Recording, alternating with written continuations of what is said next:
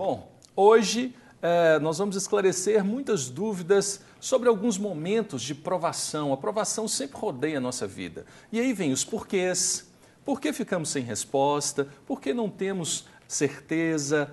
E vamos elaborar junto uma reflexão para abrir a sua mente sobre o que é batalha espiritual, onde e como ela acontece. Por que tem pessoas que rejeitam, por que tem pessoas que têm medo? Bom, para falar sobre esse assunto, ninguém melhor do que alguém que já vive nisso, que já estudou sobre isso há mais de 10 anos, que conhece um pouco esse contexto, conhece muito sobre aquilo que acontece por trás disso. E eu recebo o Ronaldo Moreira, que é líder do Ministério Rema da Igreja Batista da Lagoinha, pastor na Igreja Batista da Lagoinha. Seja bem-vindo, pastor Ronaldo. Muito obrigado, né? Obrigado mais uma vez, é um prazer estar aqui. E eu creio que o nome do programa, Mente Aberta, para o assunto que nós vamos falar, ele tem tudo a ver.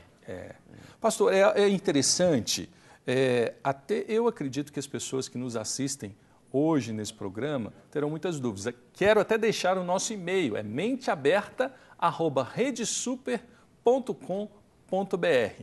Você pode enviar a sua sugestão ou a sua pergunta e eu posso respondê-la e terei o maior prazer em encaminhá-lo também ao pastor Ronaldo, que vai responder prontamente. Porque eu acredito que surgem inúmeras dúvidas sobre esse tema. Alguns rejeitam o tema, alguns têm medo de falar sobre esse tema, alguns repudiam esse tema, mas o que podemos ter convicção é que, não acreditando, não aceitando, repudiando, esse tema é real e é presente na vida de todos aqueles que vivem com Cristo. Ou até aqueles que ainda não são crentes, não são evangélicos, vamos dizer assim. Porque a batalha espiritual ela é presente para todos. É isso mesmo, pastor? É isso mesmo. A batalha espiritual ela está em todos os lugares.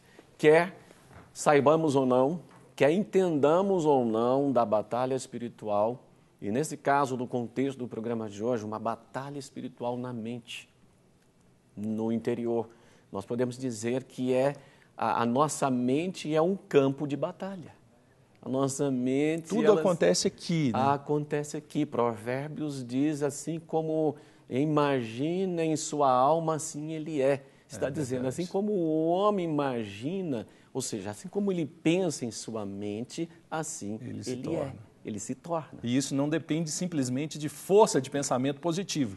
Não. É a realidade. Ou pensamento positivo ou negativo. Né? É uma realidade. E existem forças espirituais do mal que elas aproveitam os momentos das fraquezas, das fragilidades da mente, das emoções, exatamente para agir, tirar vantagem nesse contexto da vida de alguém.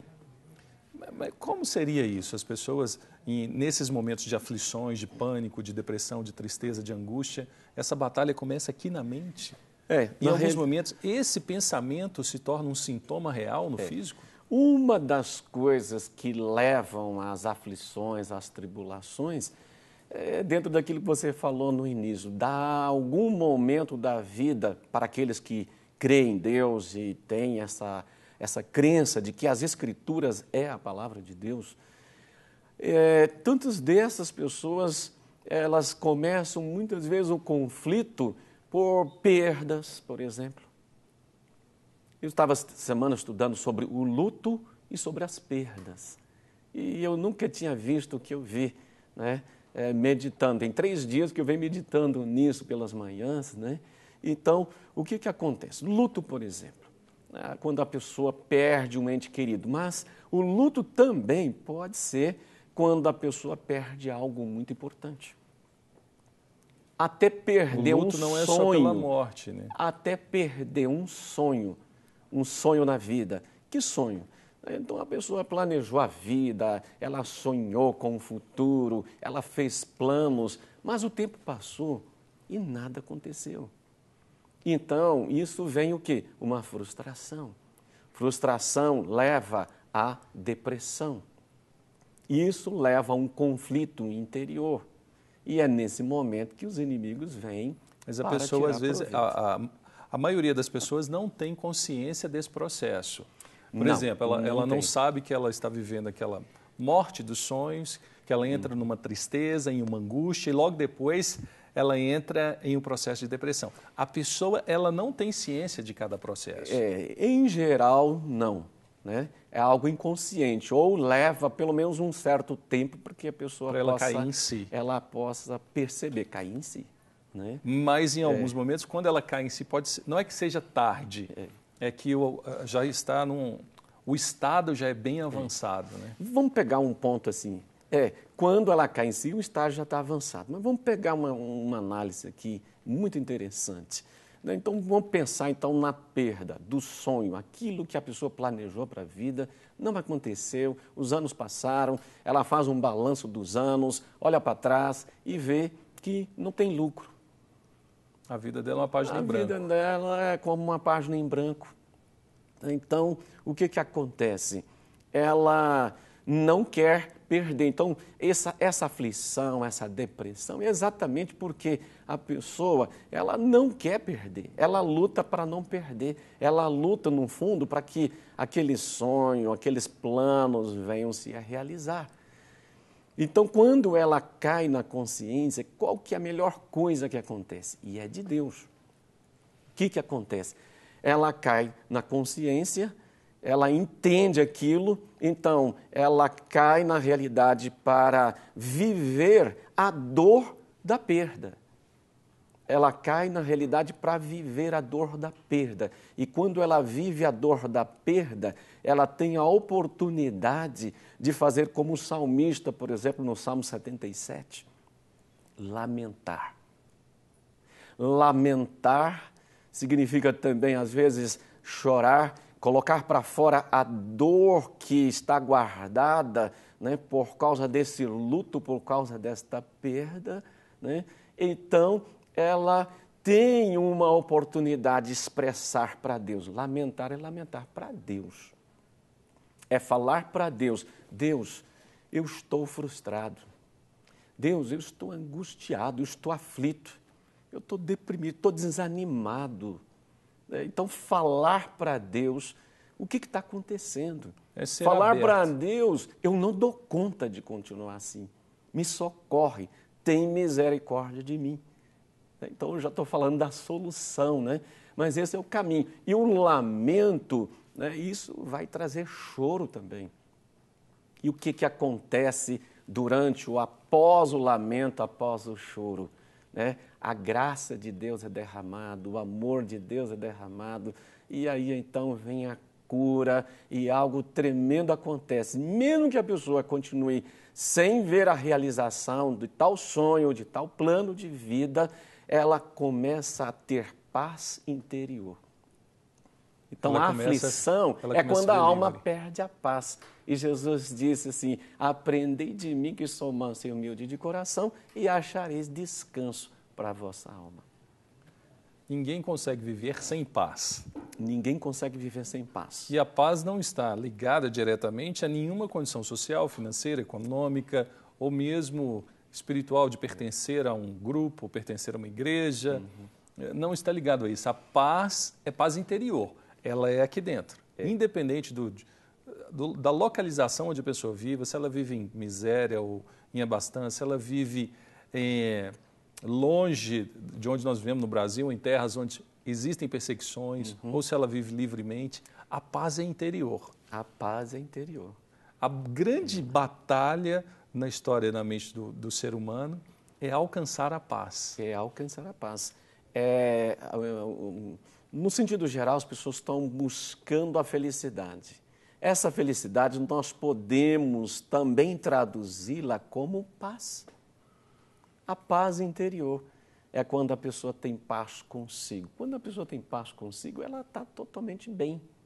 Ela funciona bem, né? Todo o seu sistema, o corpo, né? O sistema digestivo, né, funciona bem, o sono funciona bem, ela acorda bem pela manhã, por quê? Porque ela tem paz.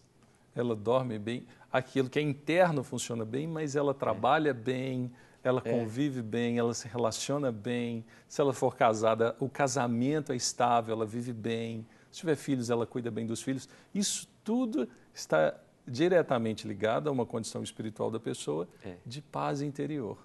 As pessoas hoje, vamos falar assim, a busca pela paz é algo mundial. Né, pastor? Em qualquer lugar do mundo, o que as pessoas querem é a paz. Até se faz Até guerras comprar a paz. para se trazer paz. É né? um paradoxo. É um paradoxo aí. Né? Nós vamos guerrear pela paz. E mata-se um ao outro para alcançar a paz. Né? Mas Jesus disse, no texto que você citou no início, né? Jesus disse, através das Escrituras, de fato, quem escreveu foi o apóstolo Paulo, em Efésios 6, que a nossa luta não é contra sangue e carne, e sim contra principados, potestades, contra os dominadores deste mundo tenebroso, as forças espirituais do mal. Então, isso nos leva a entender que essa guerra, esse conflito, ainda que seja interior, ainda que seja na nossa mente, esse conflito não é contra nós mesmos, não é contra a carne e sangue, não é contra as pessoas, né?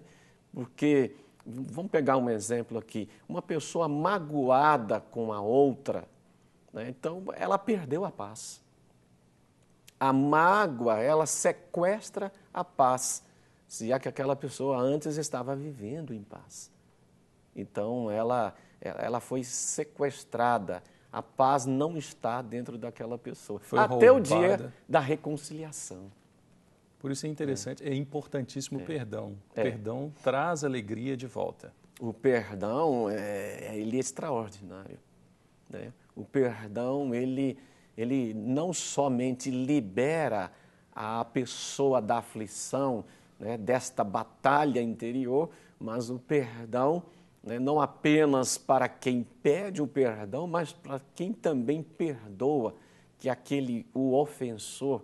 Né? Então, há uma liberdade. A gente pode tomar tantos exemplos disso, né? Aquela liberdade onde a pessoa, a partir daquele momento, começa a desfrutar da liberdade e da paz interior. Isso muda a história da pessoa. Uma pessoa, quando ela está vivendo, a gente fala batalha espiritual, alguns imaginam uma batalha cinematográfica, com efeitos especiais, e muitos imaginam Deus batalhando, guerreando com o diabo. É um entendimento errôneo, porque o Senhor Deus já venceu o diabo. A grande batalha, talvez exista, é entre os filhos de Deus lutando para resistir às situações, tentações, provações que o diabo coloca sobre os filhos de Deus. Jesus disse, o apóstolo Pedro escreveu algo assim, que o diabo, vosso adversário, anda em derredor, né, rugindo como leão, procurando alguém para devorar.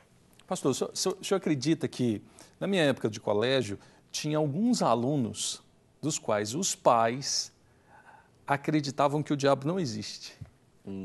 Existe parece que é um entendimento muito forte, não sei onde, mas existe esse ensino sendo divulgado que o diabo não existe. Bom, esse ensino, obviamente, do próprio diabo. É extraído da Bíblia, porque quem tem maior interesse nisso é o próprio diabo, né? Porque aí ele fica livre para fazer as suas... Exatamente. Mas a Bíblia ela é muito farta de textos, de explicações em relação à existência e à própria presença do diabo, que é a presença maligna na terra. Começa em Ezequiel, mostrando que ele antes era um anjo, né? Ele era, na realidade, um querubim que cuidava de toda a adoração ali no céu, de toda a adoração que era feita para Deus, né? Então, e o texto mostra que ele quis ser maior, quis ser melhor do que Deus, quis ser também adorado como Deus. Então, o texto diz que ele era perfeito até o dia que se achou iniquidade dentro dele. E a iniquidade significa, está ligada à palavra iniquidade diretamente à palavra mal, ou à palavra maldade. A palavra maldade é o que nós podemos pensar, uma semente diabólica, né? e por que nós lutamos contra esse mal espiritual, esse mal de seres espirituais que vêm contra nós.